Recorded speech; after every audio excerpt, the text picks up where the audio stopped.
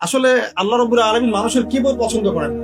আমি একসময় অহংকার করে 2 দিন বলেছিলাম, মনে হয় আমার মনে আছে, যে আমাকে ফ্রি একটা ফ্ল্যাট দিলেও ঢাকাতে আমি থাকবো না। এটা আমি বলেছিলাম আজকে থেকে 5 বছর আগে, 6 বছর আগে। আল্লাহ রাব্বুল আলামিন হয়তো এই কথাটা পছন্দ করেন, কারণ আল্লাহ পাক কারো কিবর অহংকার এরকম শক্ত কথা পছন্দ করেন না, মেবি, আল্লাহ ভালো জানে। তো আল্লাহ পাক এইখানেই আমাকে শ্বশুর বাড়ি দিয়ে দিয়েছে। থাকবে না মানে থাকতেই হবে। আর আলহামদুলিল্লাহ এখানে এসে দেখলাম যে মাশাআল্লাহ বাংলাদেশের অনেক বরেণ্য ওলামায়ে কেরাম এই শহরকে কেন্দ্র করে কাজ করে। তাদের সোহবত যদি না থাকতো আমি শহরে থাকতাম, তাদের সোহবত যদি না থাকতো এই শহরে হয়তো আমি থাকতাম না। তবে তারা এই শহরের যান্ত্রিক জীবন থেকে দূরে থাকেন, কারণ যান্ত্রিক জীবনে আপনি আল্লাহর নূর মারিফত বুঝতে পারবেন না। তারা যদি এইরকম বিজি লাইফ লিড করতেন তাহলে আমরা এরকম কিতাবগুলো পেতাম না। এখন খেয়াল করে দেখবেন এখানে জন্ম নিয়ে কতজন আলেম হয়েছে। এই শহরে জন্ম নিয়ে বাই বর্ন ঢাকায় জন্ম নিয়ে কতজন আলেম হয়েছে, যারা ওলামায়ে কেরাম তারা বাহির থেকে এসে এই শহরকে আলোকিত করছে। বুঝতে পারছেন কি বিষয়টা? এখন দেখুন, আমরা সব জায়গায় জেনা করছি। আমার আশঙ্কা ঢাকা শহরে যদি কোনো বড় ভূমিকম্প হয় বা ছোট হয়, জেনার পাপের কারণে হয়। আল্লাহ পাক আমাদেরকে হেফাজত করুন। আর আমি আজকে আরো বেশি কনসিয়াস এবং ভয় পাচ্ছি এই কথাটা বলতে, যে যদি আল্লাহর কোনো গজব চলে আসে তখন ভালো মন্দ কোনো মানুষ ছাড় পাবে না। আমরাও ছাড় পাবো না, ভালো মানুষ মনে হয় ছাড় পাবে এমন না। কারণ আজকে সকালে আমি একটা কিতাব পড়ছিলাম, আল্লামা হুসাইন আহমদ মাদারী রাহমাহুল্লাহ, আপনার নাম শুনেছেন নিশ্চয়ই, ওলামায়ে দেওবন্দের একজন নক্ষত্র। তার একটা কিতাব আছে শেষ খলিফার পদধ্বনি, বলছেন শেষ খলিফার পদধ্বনি, ইমাম মাহাদিকে নিয়ে লিখেছেন উনি, মাশাআল্লাহ। এই কিতাবটার পাণ্ডুলিপি পাওয়া গেছে প্রায় 75 বছর পরে, হারিয়ে গিয়েছিল। কারণ তাকে ওই ইতালির পাশে মাল্টা একটা জায়গা আছে, ওখানে ব্রিটিশরা নির্যাতন করেছিল, নিয়ে গিয়ে ওইখান থেকে হারিয়ে গেছে। যাই হোক, ওইখানে তিনি একটা হাদিস এনেছেন যে যখন ইমাম মাহাদির হাতে বায়াত নেওয়া হবে, জায়গাটা হচ্ছে হাজারে আসওয়াদ। দেখেছেন হাজারে আসওয়াদ, কাবাগড় এই কর্নার হাজারে আসওয়াদ, রুকনে ইয়ামানি না, কিন্তু অনেকে রুকনে ইয়ামানিকে হাজারে আসওয়াদ মনে করে। হাজারে আসওয়াদ এবং এই যেখানে আছে মাকাম ইব্রাহিম, এর মাঝখানে বায়াত নেওয়া হবে। আর বায়াত নেবেন কতজন জানেন? 313 জন। 313 জন। বদরি সাহাবী 313, তালুতের বাহিনী 313, এখানেও 313। বায়াত যখন নেওয়া হবে শাম থেকে, তখন একটা দল আসবে তাদের বিরুদ্ধে যুদ্ধ করতে। নবী সাল্লাল্লাহু আলাইহি ওয়াসাল্লাম বলেছেন শামের ওই বাহিনীকে মক্কা মদিনার মাঝখানে বাইদা নামে একটা জায়গা আছে, এখানে ধসিয়ে দেওয়া। আয়েশা রাদিয়াল্লাহু আনহা বলছেন তখন তো অনেক সাধারণ মানুষও থাকবে। নবীজি বলেন সবাইকে ধসিয়ে দাও। এখান থেকে একটা দলিল আনা হয়েছে, ওখানে আল্লাহর গজব চলে আসলে ভালো মন্দ সবার উপরেই আসবে। এরপর কিয়ামতের দিন নিয়াত অনুযায়ী মানুষকে ওঠানো। আল্লাহ পাক আমাদেরকে আল্লাহ পাকের গজব থেকে হেফাজত করুন, আমাদেরকে ইসলাহ এবং সংশোধন দান করুন, আমাদের নেক হায়াতে আল্লাহ বরকত দান করুন। আল্লাহ পাকের গজব আসে এমন কাজে লিপ্ত হওয়া থেকে আল্লাহ পাক হেফাজত। নবুয়তের আগের ক্যারেক্টার আমরা অর্জন করতে পারিনি, এই পয়েন্টটা ছিল। জেনা প্রচুর হচ্ছে, স্পেশালি ইয়াং জেনারেশনের দিকে। আল্লাহ পাক আমাদেরকে জেনা থেকে বাঁচিয়ে রাখুন। আর মেয়েদের কথা তো বলার অপেক্ষা নাই। কি অবস্থা, কি অবস্থা আমাদের শহরের মেয়েদের, কি অবস্থা আমাদের মা বোন স্ত্রীদের, কি অবস্থা। আমরা আল্লাহর কাছে কি জবাব দেব?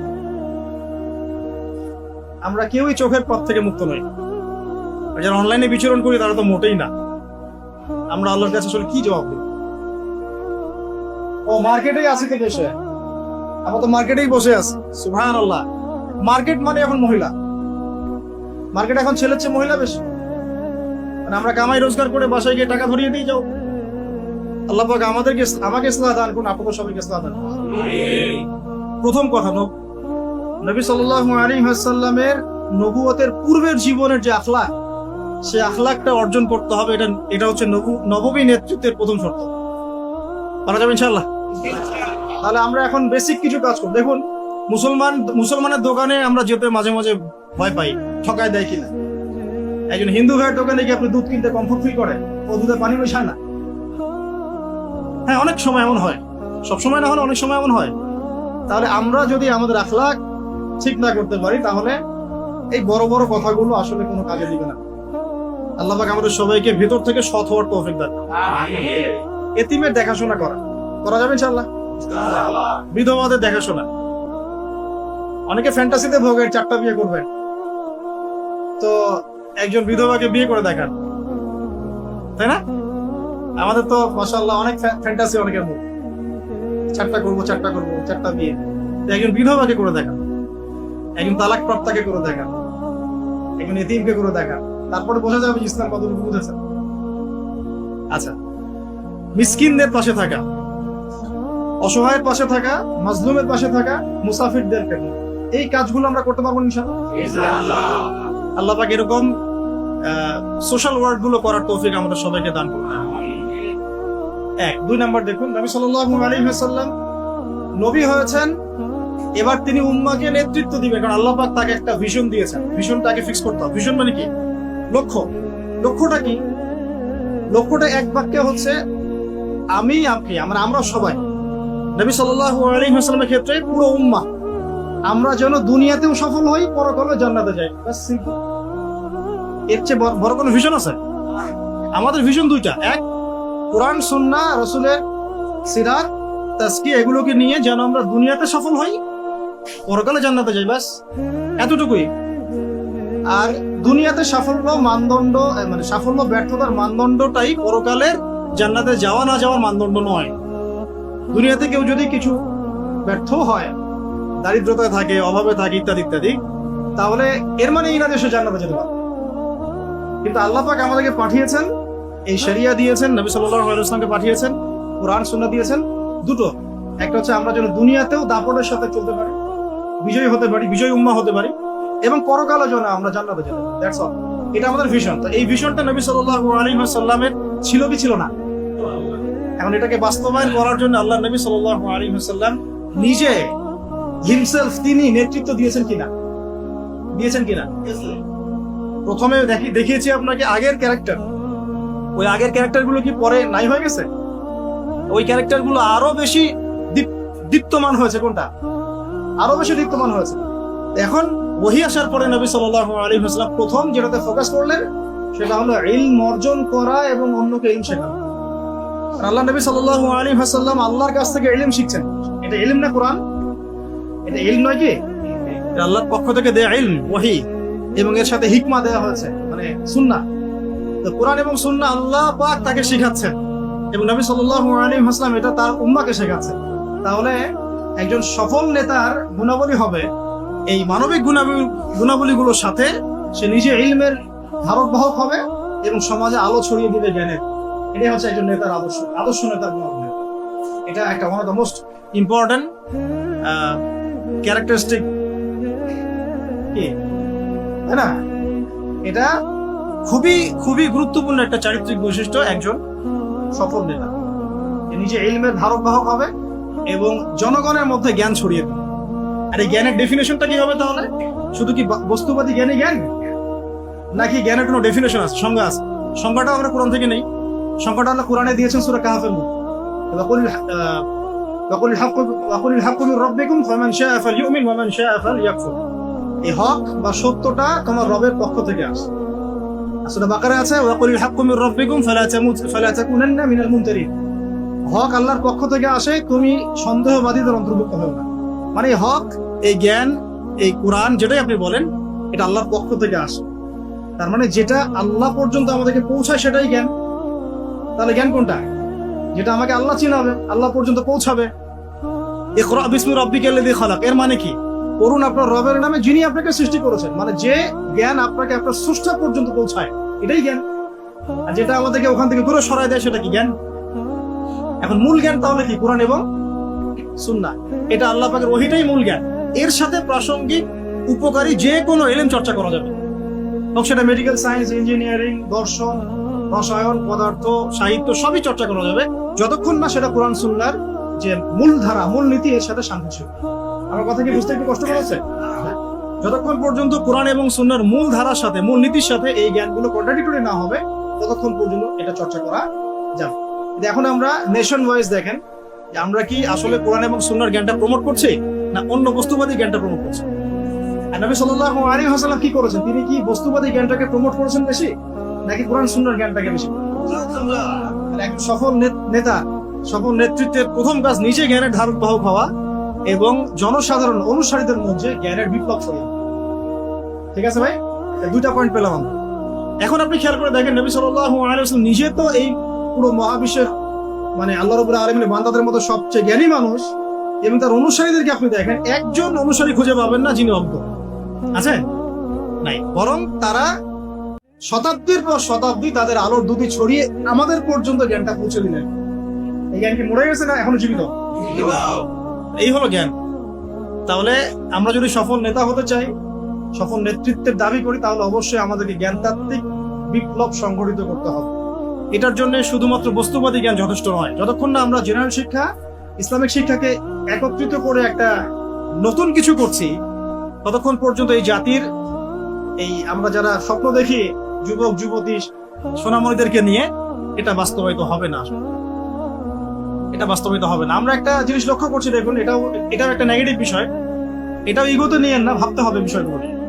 ইগোতে নিয়ে নেওয়া যাবে না, কথা শুনলেই ভাবতে হবে। আমরা অনেকেই সমাজটাকে বিভক্ত করে ফেলছি, এবং এই বিভক্তটা করছি আমরা কিছু দাড়ি টুপি বলা মানুষ। এটা আমি নিজেও ফেস করেছি। একটু মসজিদে আছি আমরা, আদব রক্ষা করি, কিছু দাড়ি টুপি বলা মানুষ। আমরা সমাজটাকে এইভাবে বিভক্ত করেছি, তোমরা জেনারেল, আমরা আলেম। তোমরা জেনারেল, তো you have come from general background, আর আমরা এসেছি ফ্রম মাদ্রাসা ব্যাকগ্রাউন্ড। এভাবে অনেক সময় আমরা সমাজটাকে বিভক্ত করে ফেলছি। এটাতে কি হচ্ছে, জেনারেল আর এটা কন্ট্রাডিক্টরি সৃষ্টি হচ্ছে, কনফ্লিক্ট তৈরি হচ্ছে। এভাবে ডিল করা, ট্রিট করাটা মনে হয় ঠিক হচ্ছে না। বরং আমাদের উচিত যারা জেনারেল লাইনে পড়াশোনা করেছে দীর্ঘদিন, তাদেরকে একটু বুকে টেনে নেওয়া। আদারওয়াইজ আপনি তাদেরকে দিন ওইভাবে শেখাতে পারবেন না। আর এটা তো অহংকার হয়ে যাবে তখন, যে আমি মাদ্রাসা ব্যাকগ্রাউন্ড থেকে আসছি, তুমি জেনারেল ব্যাকগ্রাউন্ড থেকে আসছো, তুমি কি জানো? তুমি তো জানো না সামি আল্লাহু এর পরে পেশ দিতে হয়। মানে আমরা এটাও জানি না কোথায় পেশ দিতে হয়। এভাবে আক্রমণ করা হচ্ছে যে ব্যাকগ্রাউন্ডে তো তুমি কিছুই জানো না। সামিআ আল্লাহু হু এর ওখানে পেশ দেওয়া লাগে, তুমি তো ব্যাকগ্রাউন্ডে কিছুই করো না। নামসা এত অহংকারী হলেন কিনা, এত হিংসা কেন? এগুলো তো আমরা মক্তব্য করেছি আজকে থেকে 30 বছর আগে, এবং আমাদেরকে শেখানো হয়েছে প্রত্যেকটা ওয়ার্ডের হক আদায় করে বলার জন্য। এক একটা ওয়ার্ড, এক একটা শব্দের হক আদায় করে যেন উচ্চারণ করা। সুবহানাল্লাহ। তো আমরা অনেক সময় সমাজটাকে এভাবে বিভক্ত করে ফেলছি, অজ্ঞতা বশত, অহংকার বশত। এতে করে হচ্ছে কি, অনেক সময় ইসলাম এবং জেনারেল ব্যাকগ্রাউন্ডের মানুষেরা তারা একে অপরের সাথে কন্ট্রাডিক্ট হয়ে যাচ্ছে। তো আমাদের উচিত, আমার মনে হয় এটা নিয়ে ভাববেন আপনারা, আমাদের উচিত সবাইকে আগে কাছে টেনে নেওয়ার মানসিকতা তৈরি করা। এমন অনেক অনেক স্কলার আছেন যারা আগে ইঞ্জিনিয়ার হয়েছেন, পরে পীর হয়েছে। আগে ডক্টর ছিলেন, পরে উম্মার রাহাবার হয়েছে। আগে একটা প্রফেশনে ছিলেন, পরে মাশাআল্লাহ উম্মার দায়ী হয়েছেন। এমন অনেক মানুষ আপনি পাবেন। এমন অনেক খেদমত তাদের আছে যেটাকে এভাবে হেলায় ফেলে দেওয়া যাবে না। উম্মার জন্য অনেক বড় বড় খেদমত এমন কিছু মানুষও করেছেন যারা মাদ্রাসায় পড়েননি কখনো। আর এখন আমরা যদি তাদেরকে তাড়িয়ে দেই, তাহলে তারা তো আমাদের কাছে আসতে চাবে না। আল্লাহ পাক আমাদের সবাইকে নববী আখলাক অর্জন করার তৌফিক দান। কথাগুলো এইগত না নিয়ে ভাবতে হবে যে আমরা এখানে 70% জেনারেলদেরকে কিভাবে আলাদা করে দেবো কেন, বরং তাদের মতো থেকে ট্যালেন্টেড মানুষদেরকে নিয়ে কিন্তু আমাকে এই দেশটা করতে হবে। আমরা এই দেশে করে চিন্তা করি। আমি যে মাইকে কথা বলছি, এটা আপনি তৈরি করেন না, এটা জেনারেলটা করেছে। আপনি যে কিতাবের মধ্যে বইটা লিখেছেন, কাগজটা আপনি তৈরি করেন নাই, বইটা আপনি ছাপান নাই, প্রিন্টিং প্রেসটা আপনার না। ইন্টারনেটে আপনি ওয়াজ ছড়িয়ে দিচ্ছি, ইন্টারনেট আপনি আবিষ্কার করেন নাই। ব্যাংকিং সিস্টেমে আপনি টাকা পয়সা রাখেন, এটা আপনি আবিষ্কার করেন নাই। পলিটিক্যাল সিস্টেমগুলো আপনি মেনে চলছেন না। এই সিস্টেমগুলো যারা চালাচ্ছেন তারা জেনারেল ব্যাকগ্রাউন্ড। অসুস্থ হলে আপনি ডক্টরের কাছে যাচ্ছেন, মেডিকেলে যাচ্ছেন, সেটা আপনি করেননি। অপারেশনের প্রত্যেক যন্ত্রপাতি থেকে শুরু করে টপ টু বটম কিছুই আপনি করেন। তাহলে আমরা কেন সমাজটাকে বিভক্ত করব? কিন্তু আমাদের সালফে সালেহিনরা এই বস্তুবাদী জগতের মূলনীতি দিয়ে গিয়েছেন। তারা সেগুলো আবিষ্কার করে দেখিয়ে দিয়েছেন কিভাবে ইলমের সাথে দুনিয়াকেও ডিল করতে হয়। তার একই সাথে আলেম ছিলেন, মুহাদ্দিস ছিলেন, ফকিহ ছিলেন, ব্যবসায়ী ছিলেন, রাজনীতিবিদও ছিলেন, অর্থনীতিবিদও ছিলেন। এখন আমরা এভাবে আলাদা করে ফেলেছি সমাজটা। তো আল্লাহ পাক আমাদেরকে বোঝার তৌফিক দান। আমি কারো খেদমত ছোট করছি না। আমরা কিছু মানুষের সমাজে কিছু মানুষ এই ভাইবটা ছড়ানোর চেষ্টা করছে। আপনারা এই ভাইবের মধ্যে পা দিবেন। ওলামায়ে কেরামদেরকে তাদের জায়গায় শ্রদ্ধার পাত্র হিসেবে রাখবেন। নিজেরা তাদের সহপতি গিয়ে দিন শিখবেন এবং একটা হৃদ্যতাপূর্ণ সম্পর্ক রাখার চেষ্টা করবেন, যাতে একে অপরের সাথে কোনো রকম কনফ্লিক্টে না যায়। আল্লাহ পাক আমাদেরকে বোঝার তৌফিক দান করুন, আমিন। মানবিক গুণাবলীর সাথে 2 বলেছে ইলম ধারণ করা এবং মানুষকে শেখা। আল্লাহ পাক আমাদের সবাইকে ইলম শেখার তৌফিক দান। লাস্ট টাইম প্রশ্ন করি, ইলম মানে কোন ইলম ভাই? শুধু কি বস্তুবাদী জ্ঞান বা শুধু কি কোরআন সুন্নাহ? কোরআন এবং সুন্নাহ অবশ্যই মৌলিক শেকড়, এর পাশাপাশি আপনি উপকারী জ্ঞানও শিখতে পারবেন। এই জ্ঞানের প্রচার প্রসার যখন ব্যাপক হবে, নেতা কেন পুরো জাতিটাই দেখবেন মাশাআল্লাহ বিশ্বের বুকে মাথা তুলে দাঁড়াবে। আল্লাহ পাক আমরা সবাইকে জ্ঞান অর্জন করার তৌফিক দান করুন, আমিন। 3 নম্বরে আসি। আজকে তো সব বলতে পারবো না বলেছি, ইনশাআল্লাহ আগামীকালের জন্য কিছু রেখে দিচ্ছি। আজকে আমি চেষ্টা করছি 10টা টাচ করা, ঠিক আছে? আচ্ছা, শর্ট করে 3 নম্বরটা বলি। দেখুন, 3 নম্বর হচ্ছে নবী সাল্লাল্লাহু আলাইহি ওয়াসাল্লাম নিজে ইলম আল্লাহর কাছে পেয়েছেন, সাহাবীদেরকে শিখিয়েছেন। সবচেয়ে বেশি কঠোর আমল তিনি নিজে করেছেন। 3 নম্বরটা হচ্ছে একজন নেতার অন্যতম গুণাবলী থাকতে হবে সিরাতের আলোকে, নেতৃত্বের গুণাবলীর অংশে তাকে নিজেকে আগে আমল করে দেখাতে হবে। শুধু বড় বড় কথা বলা, লেকচার দিয়ে খানতে হলে চলবে না, মানুষকে শেখালেই চলবে না, নিজেকে আগে আমল করে দেখাতে হবে। আমি কয়েকটা এক্সাম্পল দিচ্ছি। দেখুন, হুনাইনের যুদ্ধ চলছে, একটু মনোযোগ দেন। হুনাইনের যুদ্ধ চলছে, নবী সাল্লাল্লাহু আলাইহি ওয়াসাল্লামের আশপাশের সাহাবীরা ছত্রভঙ্গ হয়ে গেছে। এই হুনাইনের যুদ্ধ হচ্ছে মক্কা বিজয়ের পরে, কিন্তু মক্কা বিজয়ের আগে নয়। তো সাহাবীরা ছত্রভঙ্গ হয়ে গেছেন, নবী সাল্লাল্লাহু আলাইহি ওয়াসাল্লাম নিজে সামনে এগিয়ে গিয়ে তরোয়াল খুলে উঁচু করে বলছিলেন যে আনা মুহাম্মদ আনা রাসূলুল্লাহ লাস্তু কাযিবান, আমি মুহাম্মদ, আমি আল্লাহর রাসূল সাল্লাল্লাহু আলাইহি ওয়াসাল্লাম, লাস্তু কাযিবান, আমি মিথ্যাবাদী নই। তিনি যুদ্ধের ডাক দিয়ে পিছনে পড়ে থাকেন না, তিনি নিজের সামনে গিয়ে তরোয়াল উঁচু করে সাহাবীদেরকে ইন্সপায়ার করছেন যে আমি আল্লাহর রাসূল, আমি মুহাম্মদ, আমি মিথ্যাবাদী নই, হালুম্মা ইলাইয়া, আমার দিকে তোমরা আসো, ছুটে আসো। তখন সাহাবীরা ছুটে আসে। লিডিং ফ্রম দ্য ফ্রন্ট, যেটা বলি আমরা, সামন থেকে নেতৃত্ব দেওয়া। এই শব্দটা শুনেছেন ক্রিকেট খেলার মধ্যে, তাই না? সামন থেকে নেতৃত্ব দেয়া। নবী সাল্লাল্লাহু আলাইহি ওয়াসাল্লামের চারপাশে সাহাবীরা খন্দকের যুদ্ধের সময় পখিরা খুঁজছে। খন্দকের যুদ্ধের সময় খাল খোঁড়া হয়েছিল, মনে আছে আপনাদের? যাতে ওরা আমাদের কাছে আসতে না পারে, খাল খুঁড়ে দেওয়া হয়েছে। এই খাল খুঁড়তে আমাদের নবীজি নিজে বলেন নাই যে খাল খোঁড়ো তুমি, আবু বকর তুমি খোলো, ওমর তুমি খোঁড়ো, আলী তুমি খোঁড়ো, এটা নয়। তিনি নিজে নিজের লুঙ্গি বেঁধে নিয়ে এখানে খাল খুঁড়েছেন, নিজের পেটে খাবার নাই, পাথরও বেঁধেছেন। প্রচন্ড শীতের মধ্যে তিনি সেখানে উপস্থিত থেকে কাজ নিয়েছেন। বুঝাতে যাচ্ছি, নবী সাল্লাল্লাহু আলাইহি ওয়াসাল্লাম শুধুমাত্র কথা বলেই ক্ষান্ত হতেন না, নিজে করে দেখেন। যে কোরআনের দাওয়াত তিনি মানুষকে দিচ্ছেন, সেই কোরআন সারা রাত তেলাওয়াত করছেন। যে নামাজের দাওয়াত তিনি মানুষকে দিচ্ছেন, সেই নামাজ পড়তে পড়তে তার পা ফুলে যাচ্ছে। এমন না যে নামাজ আপনারা পড়েন, আমি বললাম আমি বললাম তাহাজ্জুদ পড়েন, আমি পড়ি না, আমি বললাম আপনারা বেশি বেশি নামাজ পড়েন, আমি নিজেই পড়ি না। এমন নেতা তিনি ছিলেন না। এখন আপনি মেলান দেখে আশপাশে কথা কাজে মিল আছে, এমন নেতা কোথায় পাবেন? কয়জন পাবেন? নিজে খালি বলছি, মানুষকে নিজে করে দেখাচ্ছে কত। এরকম অসংখ্য এক্সাম্পল দেওয়া যাবে। নবী সাল্লাল্লাহু আলাইহি ওয়াসাল্লাম বদর যুদ্ধে নিজে সামন থেকে নেতৃত্ব দিয়েছে। নবী করিম সাল্লাল্লাহু আলাইহি ওয়াসাল্লাম মানুষকে অনাড়ম্বর জীবন যেমন করতে বলেছেন, নিজে কি বিলাসী জীবন যেমন করেছেন। তিনি নিজে মাসের পর মাস তার বাসায় চুলা জ্বলছে না। এগুলো আমরা আসলে চিন্তা করতে পারবো না, আর আমাদের এত পরীক্ষা আল্লাহ পাক নিবেনও না, কারণ এগুলো যার ঈমান যত উঁচু তার পরীক্ষা তত বেশি হয়। নবী সাল্লাল্লাহু আলাইহি ওয়াসাল্লাম বাসায় তার খাবার নাই, খেজুর খেয়ে থাকছেন, অনেক সময় রুটি খাচ্ছেন, জাইতুনের তেল দিয়ে খুব রেয়ার গোশত খাচ্ছেন। নবী হওয়ার পরে তিনি 3 দিন টানা পেট ভরে খান নাই। তার মানে কি তিনি শুধু নিজে বড় বড় কথা বলেছেন না, নিজেও সেটা আমল করে দেখি, খেয়াল করে দেখি। নিজে মানুষকে খালি বলেননি তোমরা দান সদকা করো, বরং যেই তার কাছে হাত পাতত তাকেই তিনি দান করে দিতেন। দান করতে করতে করতে এমন একটা অবস্থা, ঘরে আয়েশা রাদিয়াল্লাহু আনহা থেকে শুরু করে অন্য স্ত্রীদের কারো ঘরে কোনো খাবার নাই।